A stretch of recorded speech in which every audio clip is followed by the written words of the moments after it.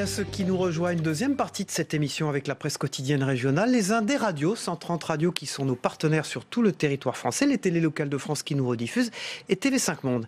Et comme invité politique ce matin, en direct sur ce plateau, je reçois Nadine Morano. Bonjour. Bonjour. Vous êtes députée européenne, vous êtes ancienne ministre bien sûr, et pour vous interroger à mes côtés, Oriane Mancini, de Public Sénat, spécialiste politique. Bonjour Oriane.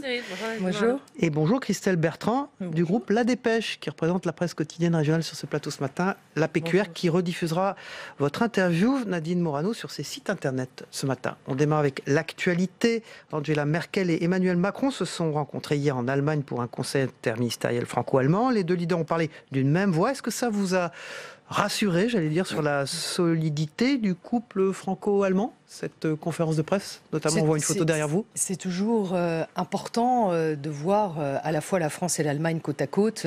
Le couple franco-allemand, c'est le socle de l'Union européenne, ça doit en être la locomotive.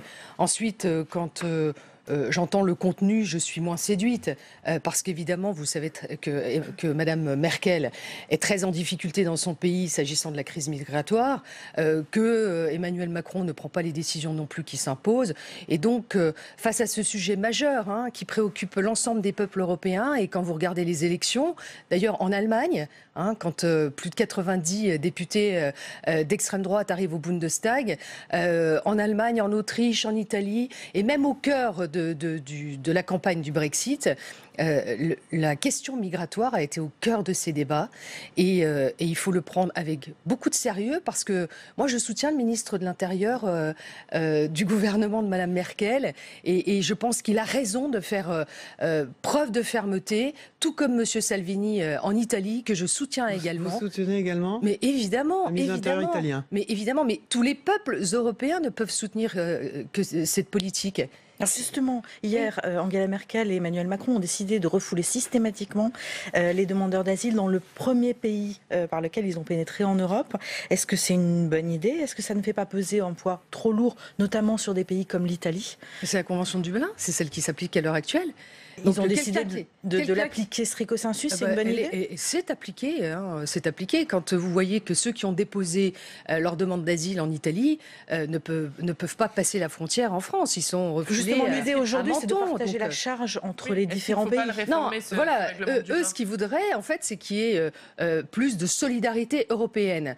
Et moi, je dis qu'il est insupportable et intolérable maintenant d'entendre systématiquement et toujours la culpabilisation de l'Union européenne, la culpabilisation de l'Europe, la culpabilisation des États membres, sans jamais se poser une seule fois la question de la responsabilité de l'Union africaine. Moi, la seule initiative qui m'aurait paru la plus sensée et la plus importante dans cette rencontre entre la France et l'Allemagne, c'était de proposer un sommet Union européenne-Union africaine. Vous savez que l'Union africaine existe. Elle est présidée par M. Kagame aujourd'hui, 55 États africains qui doivent eux aussi prendre leurs responsabilités. Nous finançons l'Union africaine, nous finançons le développement de l'Afrique à hauteur, rien que pour l'Afrique, l'Union européenne verse 17 milliards d'euros par an pour le développement. Et donc on paye de tous les côtés, les citoyens européens payent de tous les côtés, doivent supporter une immigration imposée et l'Union africaine s'en lave les mains. Eh bien, à un moment, stop. Quand vous avez le bateau qui est en mer, qui part de la Libye, la proximité la plus proche, les ports les plus proches, les côtes les plus proches, c'était le continent africain. C'était pas la peine de dire il faut venir juste en Espagne. Quel pays pourrait accueillir Mais la Tunisie était le plus proche à ce moment-là. Et quand vous regardez ceux qui sont sur l'Aquarius, qui sont débarqués, sur les demandeurs d'asile, et quand vous regardez les demandes d'asile aussi qui ont été faites depuis 2018, enfin, ceux qui arrivent sur le continent européen, vous reprendrez l'Opinion qui fait un papier ce matin. D'abord, vous avez eu depuis janvier 2018 encore 800 morts en Méditerranée. Et ce discours d'appel d'air en disant « nous allons faire la solidarité entre les pays européens, nous allons vous accueillir », c'est une incitation à venir en Europe. Et donc, moralité, qu'est-ce qu'on voit? On voit que dans ces demandes d'asile et ceux qui arrivent, vous avez des Tunisiens, vous avez des Algériens, vous avez vu, ceux qui arrivent, des gens qui. Est-ce qu'il n'y a pas quand même un devoir, d'humanité quand même, Nadine Morano? Certaines voix chez vous, au LR, je pense à Sophie Primas, sénatrice LR, disent qu'il y a un devoir d'humanité et qu'on aurait dû ouvrir l'un des ports à l'Aquarius. Non, moi je pense que le vrai français. devoir d'humanité, d'abord, ils sont sur un bateau humanitaire, il y avait donc des médecins à l'intérieur, ils ne sont pas sur un canot. La vraie humanité, c'est de se dire, pour un qui est sauvé avec ce discours irresponsable de l'Europe, combien d'autres vont périr en mer, hein? Et donc, moi je dis, il faut que ça s'arrête. Et pour que ça s'arrête, il faut des solutions. Et les solutions, quelles sont-ils? D'abord, je l'ai dit, la responsabilisation de l'Union africaine, parce que les États membres de l'Afrique, responsables du départ de leur population, doivent prendre leur part, et on doit aussi les mettre devant leurs responsabilités. Vous avez évidemment des pays comme l'Érythrée, où c'est très difficile de vivre. On a bien compris sur l'Union africaine, mais... Il faut une solution européenne. Tout le monde est d'accord, mais est-ce que l'Union européenne peut se mettre d'accord sur une politique migratoire commune? Sur la solution européenne, encore une fois, je vais vous dire, c'est pas d'accueillir des migrants qui, au final, n'auraient pas envie de venir chez nous s'ils avaient de meilleures conditions de vie chez eux. Donc, la réalité, c'est que, encore une fois, la solution, elle se trouve là-bas. Et quand vous regardez le problème numéro 1, d'ailleurs, qui avait aussi été, mis, je vais dire par le coup, je vais choisir un mot à dessein, en lumière par Jean-Louis Borloo, c'est le problème de l'électrification du continent africain. C'est la première des priorités. Ensuite, vous avez un autre sujet, et je salue à votre micro les députés africains du Parlement panafricain, parce que nous avons un Parlement européen et il y a un Parlement panafricain. Et les députés africains, quand j'étais à leur session parlementaire il y a 3 semaines en Afrique du Sud, avec beaucoup de courage, ont traité de la problématique de ce manque de stabilité des pays africains et notamment la corruption. Alors quand l'Union africaine traitera ces problèmes, on n'aura plus à traiter les problèmes qui viennent d'un autre continent. Et ça, c'est pour ça que je dis maintenant stop à cette culpabilisation de l'Union européenne, stop à la culpabilisation des États membres. Et d'ailleurs, c'est pour ça que M. Salvini, maintenant, est devenu très populaire dans son pays, en Italie, que le ministre de l'Intérieur en Allemagne est très soutenu aussi par sa population et que Mme Merkel se retrouve en situation très, très compliquée. D'ailleurs, quand vous regardez les chiffres sortis sur l'augmentation de la criminalité en Allemagne, et notamment dû à des personnes qui viennent en situation illégale et qui sont des réfugiés, prenez les chiffres. Nous avons le devoir de protéger nos populations. Mais est-ce que ça veut dire une aide financière peut-être pour justement pour ou c'est suffisant, ou l'Afrique peut se débrouiller toute seule Non, je pense que nous devons. Non, mais nous aidons déjà très massivement l'Afrique. Mais comme vous l'aurez vu, moi quand j'étais gamine à l'école, on parlait dans nos livres de géographie de l'Afrique avec les pays en voie de développement. Maintenant, je suis grand-mère, ça n'a pas changé beaucoup, et je trouve ça inacceptable. Donc la réalité, c'est que sans le développement de l'Afrique, sans la maîtrise de la démographie en Afrique, je vous rappelle qu'il y a 1,2 milliard d'habitants, plus de 700 millions d'habitants ont moins de 25 ans, c'est-à-dire 60% de la population. Si on ne fait rien, mais la vague migratoire, évidemment, va continuer. Donc ça veut dire être plus ferme. Est-ce que vous êtes d'accord, par exemple, avec Donald Trump qui sépare les enfants des parents à la frontière? Alors, afin de... ce qu'il faut dire, c'est que ces dispositifs existaient déjà sous M. Obama. Il applique la tolérance zéro, oui, comme il applique dit. La tolérance zéro. Il envoie un message très fort, c'est-à-dire que d'abord, il sépare les enfants des parents de ceux qui sont trafiquants, parce que j'ai regardé ces conférences de presse, la conférence de presse qui a été donnée depuis la Maison-Blanche. Donc, il sépare les enfants des trafiquants qui sont reconnus comme des criminels. S'agissant de ceux qui arrivent en situation illégale ou qui sont illégaux, j'estime que c'est inacceptable de séparer les enfants de leurs parents. Nous avons des centres de rétention administrative où les enfants et les parents sont ensemble. Hein, et là... et vous désapprouvez le président américain sur cette affaire? Oui, sur cette question-là, je ne suis pas en accord. Mais comme je n'étais pas en accord non plus avec Donald Trump lorsqu'il proposait au cours de sa campagne de construire un mur qui sépare les États-Unis avec le Mexique. C'est juste ridicule. Il vaut mieux essayer de trouver des solutions pour aider un pays à se développer et hisser le niveau de vie. D'ailleurs, c'est ce que nous avons réussi à faire avec l'Union européenne. Hein. L'Union européenne, en s'élargissant, a permis d'augmenter le niveau de vie des États membres. Hein. Rien d'en signer avec le Sénat, voilà. Le Sénat examine en ce moment même le projet de loi Asile et Immigration. La droite sénatoriale a durci ce texte. Est-ce que pour vous, le projet de loi Collomb était trop laxiste? Oui, évidemment. Et les sénateurs ont eu raison pour avoir regardé un peu dans les travaux du Sénat et donc les initiatives des sénateurs de ma famille politique qui proposent la suppression de l'aide médicale d'État. Vous êtes d'accord avec ça? Évidemment, mais depuis longtemps. Mais ça nous coûte 1 milliard d'euros l'aide médicale d'État. Et je peux en même temps, on a éradiqué comme ça certaines maladies maladie qui était en train de revenir en France. Soyons sérieux. L'aide médicale d'État réservée aux étrangers, ça n'est plus possible. Il faut le réserver uniquement à une problématique d'urgence.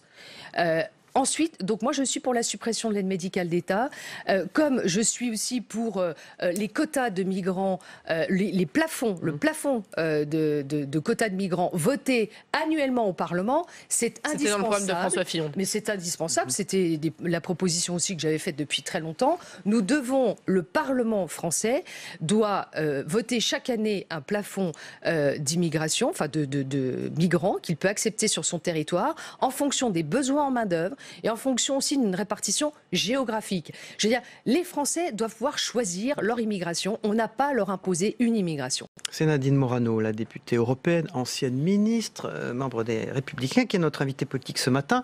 On va parler politique. Laurent Wauquiez a démis Virginie Calmels, son ex-présidente donc des Républicains maintenant, de ses fonctions. Est-ce qu'il y a de la place pour la critique encore chez les Républicains, ou est-ce qu'il faut que tout le monde marche d'un seul homme derrière Laurent Wauquiez ? Non, mais vous savez, chez nous, il y a le débat, il y a la critique, mais pas sur... Pas longtemps.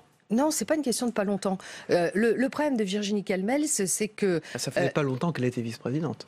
Oui, mais quand vous acceptez, vous souhaitez devenir numéro 2 d'un parti politique, mais que vous n'avez pas compris que celui qui préside, c'est le président élu par les militants, on n'était pas là dans une coprésidence. Le numéro 2, il est là pour épauler le numéro 1. Il n'est pas là pour le mettre les bâtons dans les roues. Il n'est pas là pour torpiller une opération nationale qui a très très bien marché dans toutes nos fédérations. Quand elle dit qu'elle n'a pas validé le document, c'est faire preuve d'une mauvaise foi absolue. Et d'ailleurs, je lui ai dit personnellement, je lui ai dit, tu ne peux pas dire que tu n'as pas vu ce document. Elle m'a dit, si, je l'ai vu, mais je ne l'ai pas validé. Je lui ai dit, écoute, nous on l'a tous vu, comme toi. On a tous été d'accord sur la majorité de ce document. S'il y avait un mot, une virgule, un verbe à changer, enfin franchement, vous savez comment ça se passe. Mais plus généralement, vous acceptez qu'il y ait des critiques par rapport à la ligne Wauquiez ou pas du tout, à la direction de... Mais on a des débats, mais on va en avoir là juste après vous ce matin. On a une réunion de l'équipe dirigeante, on débat, puis vous savez, Laurent Wauquiez, ce que j'apprécie chez lui, c'est qu'il n'a pas l'esprit de cour. Et Laurent, il aime beaucoup quand on lui parle cash et quand on lui dit la vérité. Et moi, à chaque fois que j'ai des conversations avec lui, je lui dis toujours ce que je pense. C'est quelqu'un qui est très ouvert, qui aime le débat et qui a tout fait pour rassembler sa famille politique. D'ailleurs, je rappelle qu'il a été candidat à cette présidence, que peu de ténors, on va dire, ou de chapeaux à plumes ont voulu tenter cette élection. Est-ce qu'il a vraiment tout fait pour rassembler ? Quand Nicolas Sarkozy, hier, dit qu'il faut rassembler, est-ce que ce n'est pas une critique en creux de ce que fait Laurent Wauquiez ? Non, je pense que c'est une critique c'est un conseil plutôt qu'une critique qui s'adresse à tout le monde, que ce soit à Valérie Pécresse, qui a voulu faire son mouvement associé qui ne sert à rien et contre lequel j'ai voté, parce que j'ai voté contre. J'estime que quand on est dans une famille politique, on doit être tous ensemble, dans la diversité et dans le travail. On n'a pas besoin de créer chacun ses petites chapelles. Donc ça vaut pour Valérie Pécresse, ça vaut pour Calmels, ça vaut pour Laurent qui est en charge d'une mission difficile de rassemblement, ça vaut pour nous tous. Mais en même temps, rassembler des gens qui ne veulent pas travailler ensemble... sa position, si elle veut créer sa chapelle, comme vous dites, elle doit le faire en dehors du parti ?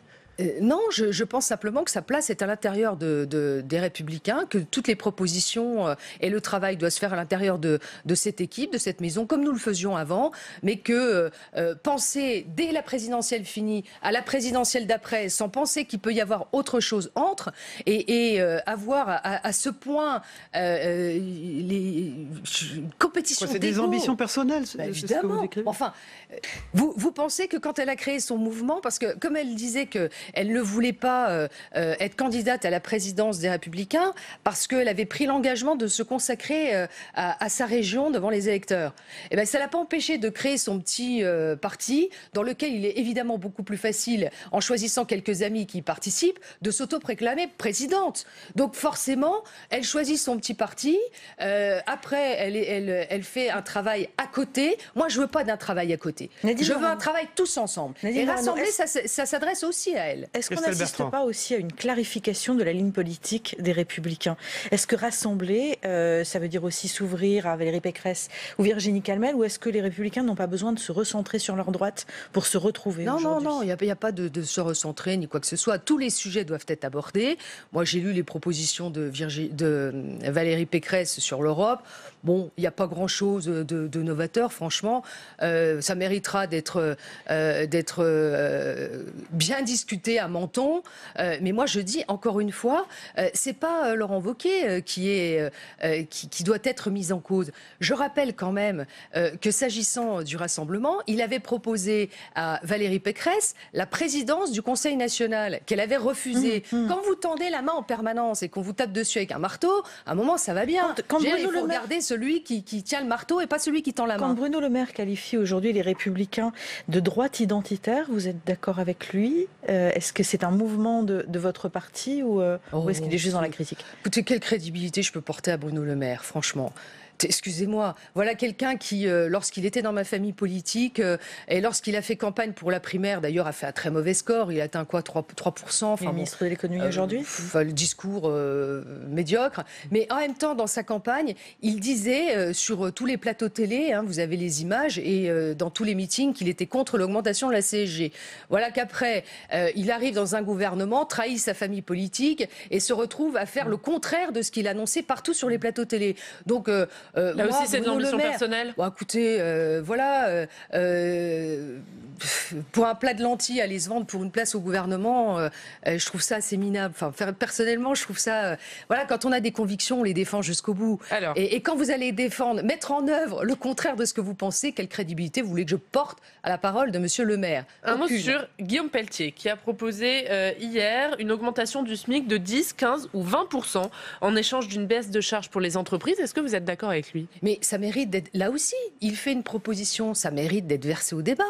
Après, lorsqu'on débat de ces sujets, après on fait l'analyse sur l'impact économique, si les entreprises vont pouvoir tenir cette proposition, on va en débattre entre nous. Mais moi, je trouve... On dit que les Républicains se droitisent, vous êtes plutôt en train de vous gauchiser sur cette proposition-là. Non, mais écoutez... Jean-Luc Mélenchon pourrait proposer la même chose. Je comprends... Enfin, quand on dit les Républicains se droitisent, moi, c'est que la presse qui dit des trucs comme ça. Excusez-moi, ça veut rien dire. Mais ce type de proposition... Non, mais vous parlez... Vous connaissez que c'est un peu étonnant de la bouche du numéro 3 de votre parti de proposer une augmentation du SMIC de 20%. Non, mais on parle immigration, on se droitise, on parle sécurité, on se droitise. À chaque fois qu'on veut parler des sujets régaliens, on est dans la droitisation pour les journalistes. Après, quand on veut parler de sujets économiques, avec différentes sensibilités, les libéraux, les centristes, puisque nous sommes libéraux, centristes, gaullistes, nous avons plusieurs sensibilités. Pour finir sur ce sujet, Nadine Morano, parce que le temps passe vite, avant de parler des européennes, Virginie Calmel, ça a été limogée de la direction, mais aucune sanction n'a été prise contre Thierry Mariani. C'est plus grave de critiquer Laurent Wauquiez que de tendre la main au Front National. C'est la dernière question. Là aussi, enfin, je veux dire, c'est en boucle sur tous les plateaux télé. Mais est-ce que Thierry Mariani a fait un accord avec le Front National? Non, mais Thierry Mariani discute avec le Front National. Et alors? Thierry Mariani a un discours qui tend la main au Front National. Non, mais il est dans une analyse, il a le droit de faire des analyses. Ensuite, est-ce que lui a fait un accord? Non, il n'a pas fait d'accord. Est-ce qu'il a une responsabilité au sein des Républicains? Non, il n'a pas de responsabilité exécutive au sein des Républicains. C'est un ancien ministre. C'est un ancien ministre et il n'est pas dans l'équipe dirigeante. Et moi, j'ai beaucoup de respect pour Thierry Mariani, c'est un ami, c'est un excellent ministre, un excellent parlementaire. Il a le droit de faire des propositions. Après, à partir du moment où il ne passe pas le Rubicon de faire un accord, après qu'il parle avec Marine Le Pen, c'est tellement hypocrite, tous ceux qui vous disent « Oh là là, oh le Front National !» Et après, ça claque la bise à la buvette de l'Assemblée nationale, à Marion Maréchal Le Pen, comme M. Thierry Solaire. Arrêtons. Merci Nadine Morano. Juste un mot, vous serez candidat aux européennes et vous voulez être tête de liste ou pas? Vous souhaitez pas? Écoutez, la tête de liste, c'est dans un an. Mais vous le souhaiteriez, vous? C'est dans un an. Moi, vous l'excluez pas, on va dire, comme je n'exclus aucune hypothèse. Voilà, je suis députée européenne sortante, je connais bien cette institution, j'ai fait beaucoup de travail. D'abord, travaillons sur le projet, et après, on décidera tous ensemble de la tête de liste. Voilà. Merci, pas Nadine d'impatience. Morano, députée européenne, ancienne ministre, d'avoir été notre invitée politique. On passe au débrief de vos propos. Merci.